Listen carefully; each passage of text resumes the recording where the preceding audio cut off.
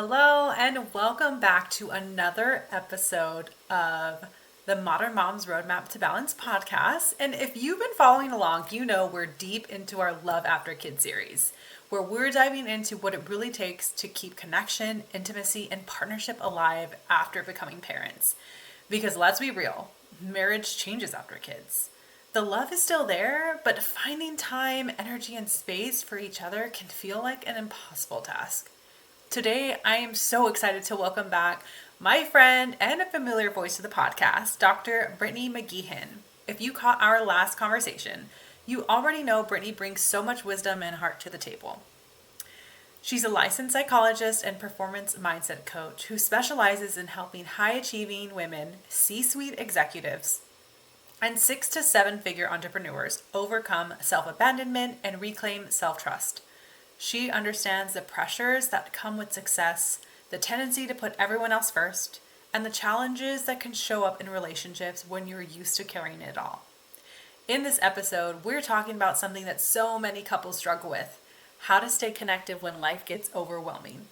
Whether it's parenting stress, financial challenges, or just the general exhaustion that comes with managing all the things, we often fall into patterns of problem solving instead of truly supporting and being present with our partners. But what if the key to deeper intimacy isn't just about fixing things, but about sitting with the discomfort together? Brittany and I unpack the pressure to always fix our partners' struggles, the importance of self-connection in maintaining a strong marriage, and why sometimes the best thing we can do for our relationship is to stop doing and start being. She also shares the unique ways she and her husband navigate stress, including how they use humor and small intentional moments to keep their bond strong, even in tough seasons. So if you've ever found yourself feeling disconnected from your partner, stuck in problem solving mode, or just craving more emotional closeness, this episode is for you. So let's get into it. Okay, hey Brittany, I'm so glad that you're back today. I know we've already recorded an episode together before, so I was really excited to have you back. Yeah, yes, I'm so excited to be here. Honored to be back. I know, and last time we definitely could have kept talking, and so this gives us an opportunity to even expand on that. But I know for listeners who are new, this is the new series, Love After Kids, and our question that I ask everyone changed a bit. So I'm going to go into it with Brittany. And what's one thing you've learned about maintaining balance in love and marriage, especially after kids? For me, the non-negotiable has been a connection to self because I think that that informs how you prioritize and connect with your partner. Like if you don't know what it is that you're needing, and which I think changes so frequently and so fast whenever you have kids, Yeah. it's challenging to know where to go from there. And what has been helpful for you in maintaining that connection to self? Mm. Being almost kind of like rigid about body work or Oh, massages. I'm pretty sure that came up last time we talked yes. too, probably, which is funny. Oh, yeah. Uh, but that's like a non-negotiable because it offers for me an opportunity to like shut my brain off, which is Mm, always moving, and really get in touch with like what's happening inside of my body. Am I touched out? Am I fatigued and I'm not eating enough? Am I tired? Am I bored? Am I playing enough? All of that sort of shows up for me when I have that moment to just reconnect with myself. But mm. for me, it has to be scheduled out. I can't just Oh, I yeah. can't I just do it. mean, as moms, if you don't have things scheduled out, it's so easy to just put those things on the back burner or tell yourself, like, oh, no, I'm going to get to this. And then you don't, because a lot of us kind of will service others before we give ourselves any time in service. Yes, yes. Oh my gosh. And I feel like I get asked all the time, okay, like, how do you do that without guilt? And I was like, that answer doesn't exist. You do Yeah. it with guilt if you need to, but like, Mhm. you get yourself out the door anyway. But the appointment helps, at least for me, because you're paying for that. Oh, yeah. So Yeah. get And yourself out. absolutely. And I like that you said that it's not like the goal isn't for like guilt to like never be there. It's gonna come up, but that's Mhm. not necessarily a sign that you're doing something wrong. Yes. I feel like that's a whole word. Yes, yes. Yeah. And because oftentimes it's like, well, I feel guilty. That means I shouldn't go. No, I mean, the guilt is because you're a really great mom who's worried about the time that you spend with your kids. Mhm. Yeah, yeah, you care deeply about them, right? You have tons of empathy. And naturally, especially if you have that secure attachment, they're going to want to spend more time with you. That's very natural. We hope to see that, especially if they're younger. Yeah. And if you know that this doing this activity, stepping outside, going and seeing your friends is going to make you be a better mom, then do that. It's in service of your motherhood, but it's also in service of you as a human being, which Yes. always serves any connection that you have.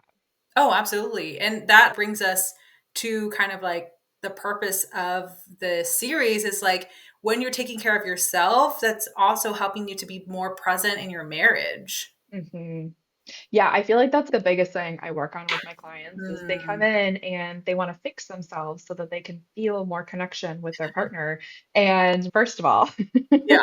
we're not looking to fix. Second of all, it takes a lot of work to kind of hone them in on let's stop paying attention to what we're missing or what needs to happen Mhm. over here with this connection. And let's get really, really honest about like what do you want? What do you need? Oh, yeah. And yeah, that's such deeper work, it's so much more challenging. Oh, absolutely. And I feel like a lot of the times when people are having trouble connecting in their marriage, it's because they haven't even fully connected with themselves. So when we haven't fully connected with ourselves, it's really hard for us to choose like what it is that we want, what it is that we need, what are our desires, what is it that lights us up? Like that's when Mhm. I've noticed those things. Yes, yes. Oh my gosh. And it makes me think about also being able to sit with, and we talked about this a little bit, right? But like just being able to sit with the discomfort that shows Mhm. up in parenthood. I know it shows up in other areas of life, but that's what we're talking about. And that's my Yeah. definitely most present in my experience. But being able to sit with the discomfort of not being okay or everything is a mess. That is, at least for me in my experience, that's next level. That's beyond anything I experienced before kids. Mm. And just being able to sit in that with your partner too, like builds so much intimacy and is much more challenging. I think there are so many distractions to help pull us Oh, out of yeah. that experience. Yeah, there really is. And so I think for a lot of people, it can be a little bit like, what do you mean sitting with that discomfort? Right. And so, Yeah. like, can you explain that a little bit more? Yeah, yeah. I think about, okay, so I'm gonna use myself as an example, right? So I'm coming out of just a really heavy season. We had lots of mental Mhm. health challenges show up whenever we transitioned from one to two. We got like kicked in the butt. From 1 to 2 years old or from 1 to 2 kids? Yeah, one to two kids. Thank you. Oh, okay. I knew Yes, that, but I just wanted to be clear because it's a great clarification. each of those, like from one age to the next, that's a transition. But from like 1 to 2 Yes. kids, it's also a transition from like one to multiple. Yeah.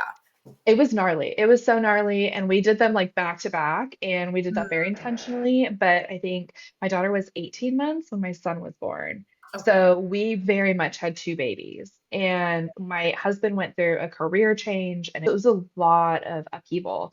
And where we were really in a space to avoid the feelings was let's problem solve. Let's problem Mm, solve. Let's fix things. Let's yeah. be in like do mode. So really kind of being in our head. And I'm notorious for this.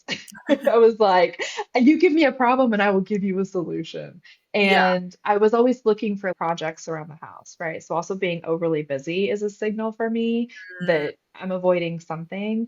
And really it was whenever we were in couples therapy and just sort of sitting on the couch and like turned off the TV and we were just like, this has been so heavy. And we were able to just like kind of cry together, right? And mhm. just like release together, Yeah.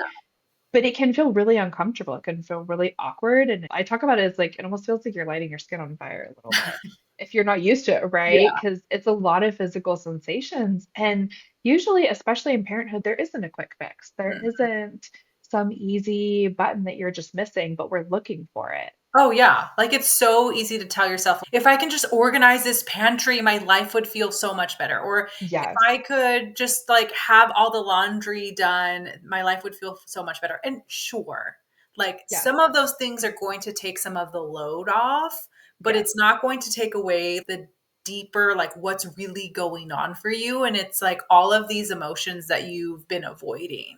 Yes, literally our entire house has been organized in this season. Like every single room has been redone. There is a system there. And it Yeah. was fantastic. And we found the most intimacy after we were done with all of that and just sat together. Yeah. Like you found the most intimacy in sitting together or from like doing all of those things? Oh, sitting together, like afterwards, right? Okay. Whenever all the distraction kind of like settled and it was sort of like, well, okay, here we are. All of our ways of looking for control, like we ran out of them. Now Yeah. it's time to really just kind of sit and deal with what is in between us and Mhm. name that and be okay with not fixing it for one another. I know in my own relationship, and I talk about this with clients a lot, I think the biggest thing you can do in service to connection in your marriage is to try not to fix the other person and just let them have their own experience, let them have their own journey, and to like Mhm. tolerate that, that's so intimate. Oh, yeah. Yeah. And it's difficult. Like, I feel like it's easy to say, but then difficult to actually put into action because that's probably something people haven't really done before. I mean, at least a lot of the clients that I work with, they're so used to trying to make other people feel better and comfortable and not have them feel those, quote unquote negative emotions, right? Like sad or Mhm. anger or disappointment. But then that like has put this heavy burden to always kind of be, I don't want to say not savior, but like to be the fixer, like Mhm. be the one to have to make everything good in people's lives. Yes. And it leads to loneliness on both ends, right? Because Mm, usually for the other person, they don't want to be fixed. They don't want to be a project or feel like a project, right? Unless they're asking for, give me a solution here. yeah. I mean, that's totally different, but whenever you're trying to fix someone who really just wants to be seen and just wants someone to be like, that sucks. This Hmm. is really heavy. Like they feel really lonely. Yeah. And on the other end, the person who's doing the fixing, like you were saying, creates a very lonely experience as well. Mm. Oh, yeah. Yeah, it does. I mean, I've felt it myself and being someone who it recovering people pleaser.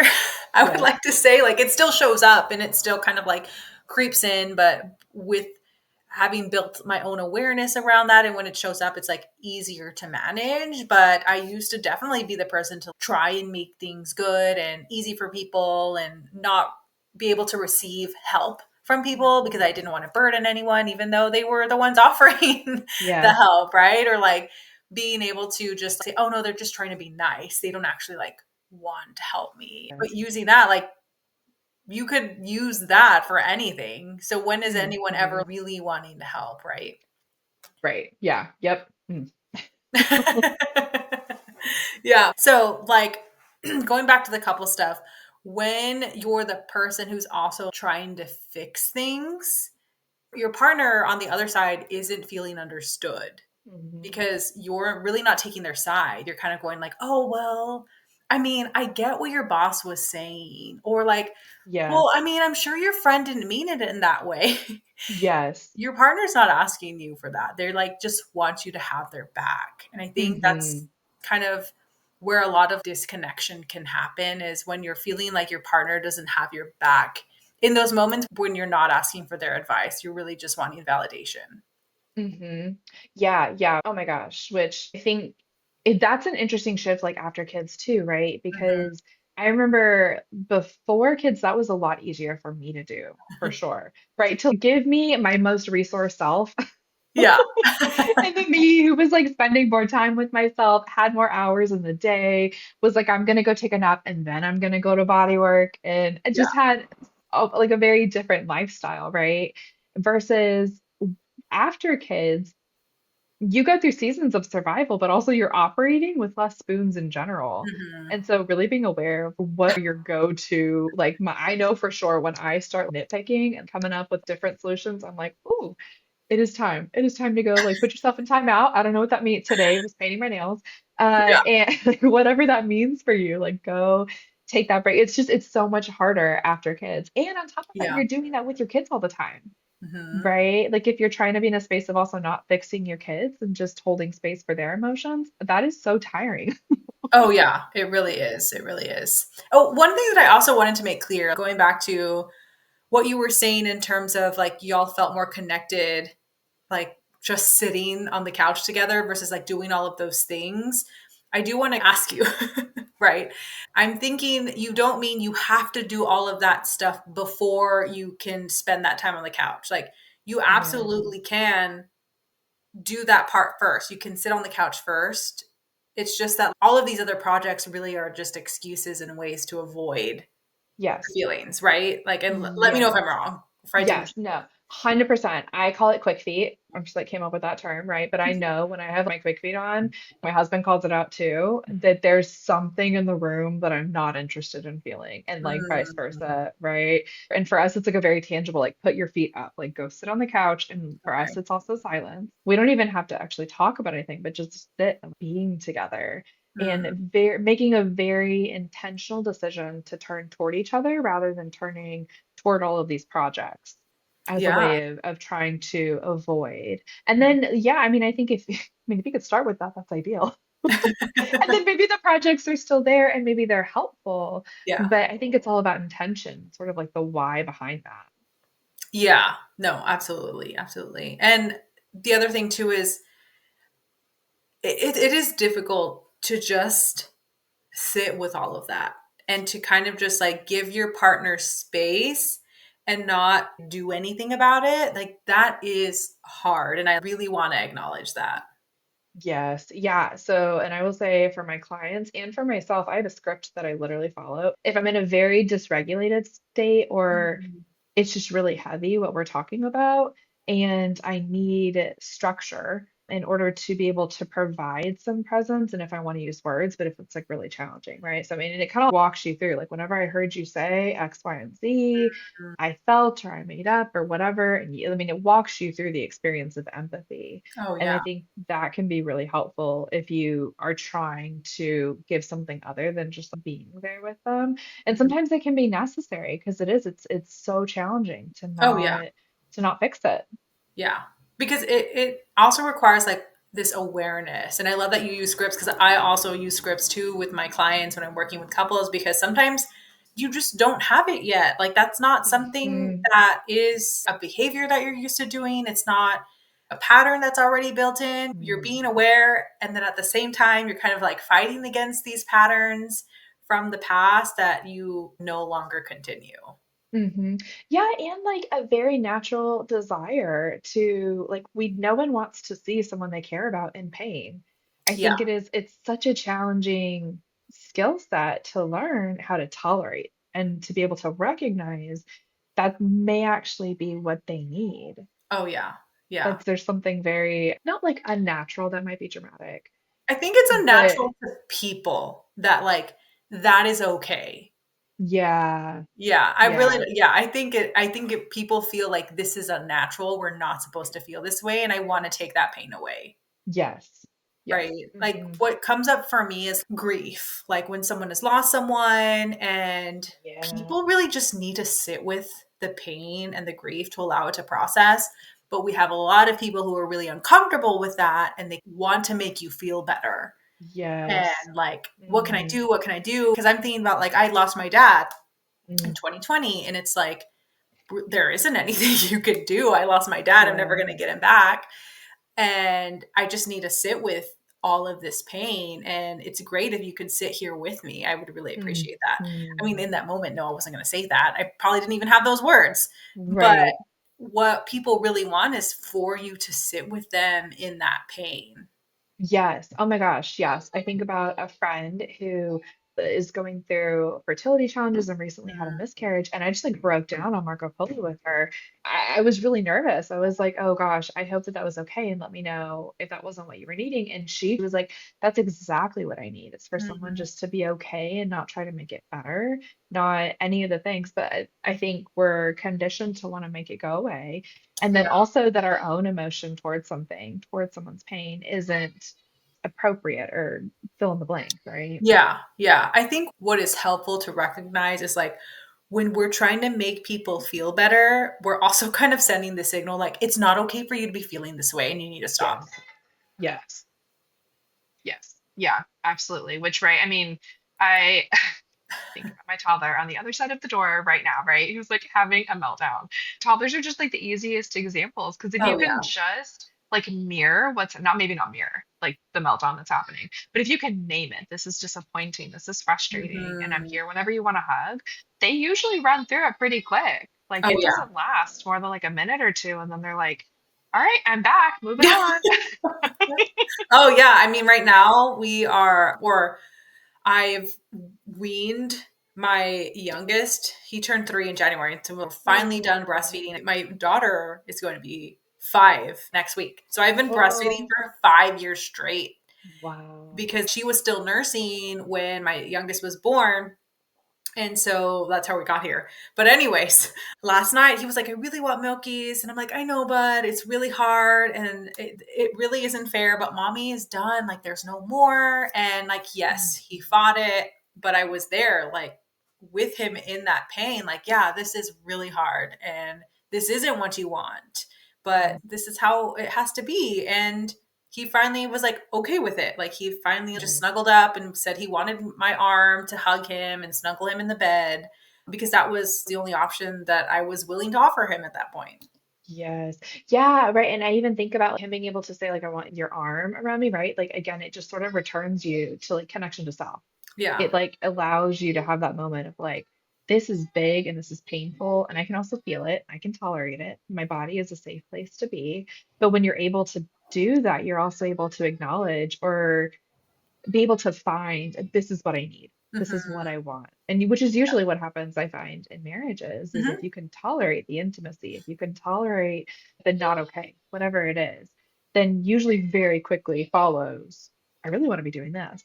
Yeah. Or what I really need is a hug. What I really need is to touch you with my big toe because I want connection, but I don't want too much, or whatever it is. Yeah. Yeah. I had read something that was like, even if we're angry, we can at least touch each other's feet to like signal that we still love each other. But we're Yes, angry, but we still love each other. Like I'm that's still hilarious. here. That is so good. I wonder if I read that too, because it's my husband and I. So we do that, like when we're Mm. crabby, but especially if we're crabby and we're going to bed, it's like we're on the same team. And so it's like what we agreed that that means Okay. is like I'm still on your team. Like we're still on each other's team. Like don't talk to me, don't touch me, but like our feet can touch. Yeah. No, I love that. That's like a mini repair that you Yes. are starting to do. And you like talked about this and agreed upon it. And Yes. I think people are not used to having those conversations. So then they get really dysregulated in the moment because they don't have these signals of like, yes, I still love you and I'm still here for you. Yes, yes. Oh my gosh. Especially after kids, I feel like the planning in general, even planning to get out the door, right? How many Yeah. diapers do we have? How many bottles do we have? Do we have whatever fill in the blank? I feel like that level of preparation has to go into the marriage. That Hmm. level of intention has to go into caring for the marriage and preparing, not hoping that the rupture doesn't happen, but okay, when it does happen, Yeah. like when we're at DEF CON 5, what is that repair going to look like? Yeah. Versus when we have a little repair, what is that going to like? Whenever we have a disagreement in front of the kids, what is that going to look like versus over here? Because I mean, before Hmm. kids, you can kind of just duke it out whenever you want. Oh, yeah. Uh, Because no one's watching you. exactly, yes. Yeah. And then it just takes your kids imitating that one time to be like, Oh, time yeah. to lock it up. Oh yeah, yeah, and you're like, "Oh no, we showed them that." Yes, Yeah, yes, yeah, and I'm actually really glad that you brought this up in terms of like, it's not about if this is gonna happen. These things are going to happen. You're going to yes. have a big disagreement, or it's gonna be DEF CON 5, right? Because the goal isn't to never have those things happen. It's Hmm. like, how are we going to work through these as a couple, as a team, and maintain this love, connection, and safety that we have with each other? Yeah, yeah. Oh my gosh, yes. Being so intentional about how do you water the garden, right? Yeah. Very, very intentionally so that whenever, I don't know, it's probably I kill everything that I try to grow. So it's probably a really bad example. No, you're But good. like my fantasy of myself is that I have a garden. So I'm like, so we can survive the freeze. But I'm like, I don't really know if that actually would happen. I'd probably kill everything. Well, I Um, think at this point you would have harvested all your crops, right? So, like, yeah, so you could okay. survive the freeze. Yeah, there we It's go. like Thank you. You saved it. midwinter. Yeah. But yeah, yeah, and I think it takes so much work, so much intention, and so much time and diligence and discipline too, right? Yeah. I talk about finding your state of the union, whatever that looks like, once a week or once a month, but like sitting down and literally running down as a family, what are our goals? What do we want to see happen with our children? What issues are showing up? But and then separately within the marriage, what is showing up? Like if this is the Yeah. pillar for our home, the pillars for our home, how are we doing? And those meetings are not, they're not nice. They're not, let's go enjoy some frou-frou self-care. For like those are very, very necessary if Yeah, you want to continue moving in the same direction. absolutely. And one of the things you had like brought up before we hit record and I really wanted to talk about was how you and your husband working through some really tough stresses actually like increased the intimacy that y'all had as a couple. Mhm. And I think a lot of people can't even wrap their mind around like how that's possible. And if you're willing, like I'd love to talk about more of that. Yeah, it's so funny. I actually talked to my husband about that before I jumped on here because Oh, I just had imagined. I wanted to make sure that that was okay, yeah. right? But also too, I was gonna go talk with Kayla, and I'm just gonna talk about like my whole life. So, but anyway, yeah. So we've just been through like a season of so much stress, and one of the big stressors for both of us has been finances, right? So we have enough to pay our bills, but we don't have enough to be where we'd like to be. We're not saving the way that we want to be, and that was something that's just been like top of mind. And so when we were really, really able to get into reality, right, about this is where our money is going, this is where it's not going, and just sort of sit with that, Yeah. that was just like the best feeling because for me and for my husband, it had been feeling like this insurmountable Hmm. thing that we just felt like we were drowning with it, Yeah. right? Like, yes, we pay what we need to, but how do you get ahead? How do you save for retirement in the way that you want to? And it had just felt like it was drowning us, right? But when we were able to sort of hold each other in this space of, it feels like we're drowning together, and I can look at you in the eyes and say that, and I can be present through your tears, and I'm not going to like try to make them better. On the other end of it, it was a very, very easy solution Hmm. because we felt so united, so like in the same space. And we're actually like so excited, and it was hilarious because our solution that we came up with is something that we've been very diligent about preparing for forever. We've always wanted to have the kids at home. We've always wanted more time with them. We Oh, have always, wow. Yeah. like, I've literally been building my business to where it runs on less hours so I can work a half day here or Mhm. whatever and still be making the same income, which is like what it's doing. And so it was pretty funny when we sat down and looked at it and we Oh, could wow. like Yeah. cry it all out. I was like, oh, like the answer is right there. We just found like whatever amount of money a month to put exactly like, and that was the amount that we were hoping to be saving. Like it Wow. was all literally sitting there. And so it was Yeah. kind of like, okay. Yes, like, oh, we found our answer. But it took y'all working this together and Yes. supporting each other through this. Yeah. And like being able to say all the stories that we had in our head, right? That we just been like keeping into like whatever our boxes on our own of like, I feel like a failure. I feel like I'm never going to get ahead. I feel like a horrible parent. All Yeah. these different stories that we had not wanted to give voice to because they felt too big, too painful, too dysregulating. And when you were able to like sit across from someone, I think moms do this so well when we're just like, I feel like a horrible mother. And the mom across you is usually like, me too. It's Yeah. okay. I've done that too. Right? Like that was the experience that we had, but with one another of like, I feel the exact same way. I'm also really struggling. And it was just like, and I mean, and by far one of the biggest like intimacy building experiences that we've had as a couple came out of by far one of the most stressful seasons that we Mm. have ever had. Um, yeah, definitely not something that usually comes top of mind, not something I necessarily recommend, but I think it's Yeah. available to us in those Yeah. seasons. Oh, yeah. Yeah. And I had read something that was like, strong marriages can be built through tough times, but you have to be like turning towards each other during those tough times for that to happen. Like, yes, obviously, during tough times you can also disconnect, but you have like an amazing opportunity to also connect. Yeah, yeah. Oh my gosh, especially if you can talk about like expectations and be very intentional about building that time in together. So for us, that's couples therapy. We love having a third party, right? Like for us, that's an oil change, but definitely as we're going through things. But again, we've paid for the space, we're gonna make it happen. And it's just for us. And we usually turn it into an event. So there's like lunch afterwards, there's whatever. Mm, We're yeah, going to make it time. But then also being able to say, in this season, it could be couples therapy. That is our big thing that we get to connect in. yeah. Oh yeah, And we're yeah. also going to do the little like date nights every now and then, but that might be few and far in between. And having a lot of acceptance about that's what this season looks like. And there can be beauty in that too.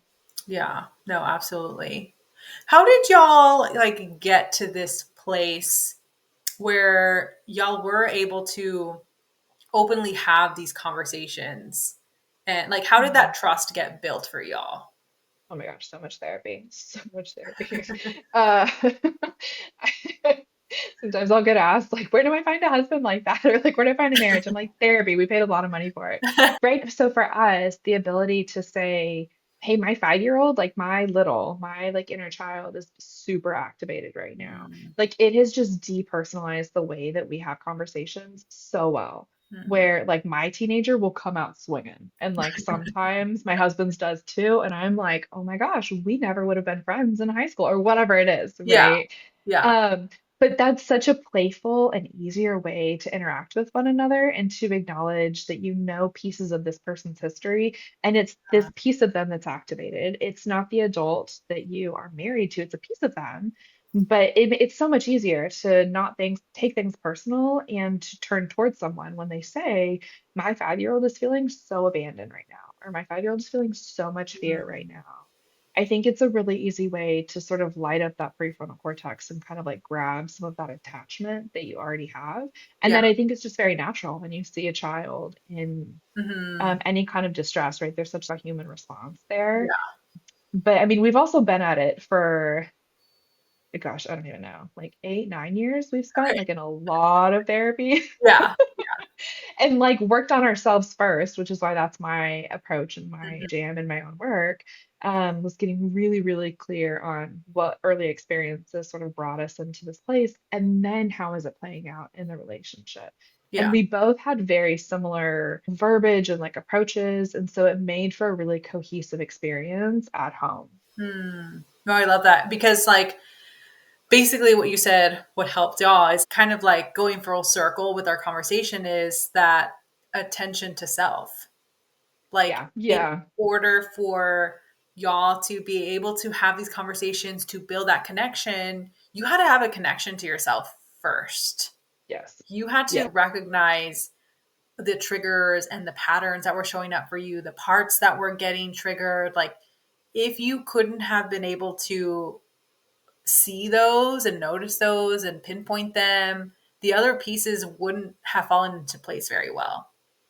yes. Oh my gosh, yes. And having accountability of ourself too, right? Of Yeah, like, and you get to have those big feelings, and your teenager, whoever it is, gets to be activated, but we still don't get to treat our partner in an unkind or disrespectful or abusive way. absolutely. And so, and that's a really helpful way to like check someone too, is I totally hear that. And also, you can't speak to me that way. So like I love you, but like go hit reset. Go find your reset button wherever it Yeah. is. Like go take a break. Yeah, yeah. And having have had those conversations up front of like, how do I get your attention here? And like show Hmm. you you've crossed a line in a way that you're gonna be receptive of that. This is all Hmm. trial and error. It's about Yes. figuring out what's going to work for you and your partner, and then what's going to work for us in a time when we're feeling really dysregulated. Yes, yes. Which again, and I think that at least for us and for couples that I talk with and work with, like that changes after kids, Hmm. right? In Oh the yeah, past, it's been way easier to be like, you need to like check yourself before you wreck yourself, like what is happening. And now I think if my husband said something like that to me, and if I was in a moment of like a lot of huge activation, I would be like, you've lost your mind. yeah, So like now we have white flags that we literally pull out and we're like waving them. And that's like mm, our signal, but it's a lot of humor, it's a lot yeah, of playfulness because we need that because we're so dysregulated. yes, yes. That is also what works for us too. It's the humor. It's that distraction to Yes. like get us out of that dysregulation. And this is Yes. not to like humor to avoid. It's really like Yes. humor to like bring us back down to reality. Like, Yeah, get us out of yeah. that, like, "Oh my god, I'm back in my parents' house and, like, I'm gonna be grounded for doing something wrong," right? Yes. Yeah, yeah. Like find that adult self, right? Yeah. Whatever or whatever resource that needs to be. Yeah, yes. Mm. No, I love that. No. No, but I appreciate you opening up and, like, letting us know how that is possible, and it's not to say that you can't do this on your own, but it's really hard to do it Hmm. on your own, like especially depending on the level of disconnection you have. Like working with a therapist, a couples therapist is going to make this process go much faster, smoother, and easier and save yourself a lot of pain. Yeah, yeah. And I get like a lot of flack about this, but I'm like, I don't know if you could do it on your own, right? I think because of probably what I believe about the therapist, and it doesn't have to be a therapist, maybe it's someone else, but like absolutely someone to help you go through that experience, right? There's such a reparenting component to that, of Yeah. allowing yourself to be supported. Hmm. I think that is such a spiritual experience of being able to receive that if you never have, Yeah. that I mean, it fundamentally like alters your nervous system, and then you get to bring that different level of regulation into your partnership. Hmm. That is, I'm just not sure how you would find that on your own. Oh, Yeah. yeah, no, because there's a lot of stuff that you don't see in yourself that a Yes. therapist or someone that you're working with would be able to see and gently point that out to you and make Hmm. you aware of those things. Yeah. Yeah. And it's always going to feel safer coming from a therapist, right? Versus Yeah. like someone that we know. Oh, yeah. Um, Or like someone where you think that they're taking the other person's side. yes. Yep. Yeah. Yeah. Absolutely. Or even someone like I hate it when people are trying to get advice from people that are in relationships that are not healthy either. And I'm like, why are you going to those people? Like, look Yes. at the relationship that they have. Is that what you want? Because that's the Mm. advice that they're giving you. Yes. I Yeah. always ask my clients, I'm like, if you have no interest in where they're at, if you have no interest in like the way that they are making their decisions, no disrespect to them, but Yeah. like, why are you going to them for advice? They Yeah, have no but other why are place to you give you letting their feedback. advice impact you? Like, even if you're not going to them, Yes. like, why are you stressing about what they said about the types of dates that you're going on or like the types of way you're connecting? Like, I think there's a lot of Yes. shame in that comes up in what couples choose to do and how they choose to have their relationship. There is no right or wrong way. It's Mhm. about what y'all are each comfortable with and can consent to and are like is makes the marriage itself safe for each of y'all. Yes, which like what comes to mind for me is like if you are someone who's deeply connected with yourself and with your partner and you feel like genuine security there, it's very hard for me to imagine someone like that feeling judgment toward someone else's connection and the Yeah. way that they choose to do that. Yeah, yeah. So I have been doing this radio show locally and people like will send in questions and I get a lot of questions of Oh. like, is this weird that we do this? And someone was like, my husband and I text each other like all day throughout the day. We have these awesome conversation, like text conversations. And then when we get home, like we don't really talk a lot. Mm, And they were like, is that weird or is that normal? And I'm like, well, if there's not a problem here, like if that's okay for y'all, like that's totally okay. Y'all are having conversation in the way that's comfortable for y'all. But if there's a problem here, then maybe there's things that you can shift and change, hold back some of the texting, but mhm. don't overthink something that is working for you and your partner. Yes, yes, which I feel like in this age of being hyper connected to the Hmm. rest of the world, it can be so challenging to, again, like look within, get curious. Does Yeah. this satisfy me? Does this like meet a desire? Does this feel good enough? Not perfect, but Oh yeah. good enough, right? Like Yes. my partner loves like the written text, right? That's a lot less taxing for him. I'm a verbal processor. I would talk until the cows come home. He'd be so happy, and I could talk about like why the grass is green or whatever, right? Yeah. And for us, what works and is good enough right now is sending emails sometimes over things we don't want to Mm. forget. And that feels connecting and like good enough. But of course, I'd rather talk about, but like it also Yeah. works that it's great that he's able to experience it in a different way, right? That feels good. Yeah. But yeah, yes. No, that's so awesome. But I want to be respectful of your time, and I so appreciate you coming back on the show. But for listeners who maybe didn't listen to your first episode, I would highly recommend y'all going and listening to the first episode Oh, that so much Brittany fun. came out, and I'll link it in the show notes. But can you tell us a little bit about your practice and what's going on there? And if people are like, I really like this Brittany girl, like, how can I get into her world? Yeah, yes. So I'm a licensed psychologist here in Frisco, Texas. I work with C-suite executive women, 6, 7 figure female CEOs who have experienced childhood trauma and are looking to build more connected, healthier marriages. I'm also a performance coach. And I say like my playground is Instagram. Like I post my kids and just sort of like day-to-day life there. I'm slowly reemerging on social media, but I'm trying to be more present on LinkedIn. Hmm. But like DMs, voice notes, stuff like that, like that's all happening on Instagram. So like if you want to connect, like come send me a voice note. Yeah, me and And Brittany are all about the voice notes. we really are. But yeah, that's just Brittany McGinn, PhD. Yeah, yes, that's the best way to connect with me. Awesome. Well, thank you so much, Brittany, for joining us today. And I look forward to connecting with you again. Yeah, yes, thank you so much.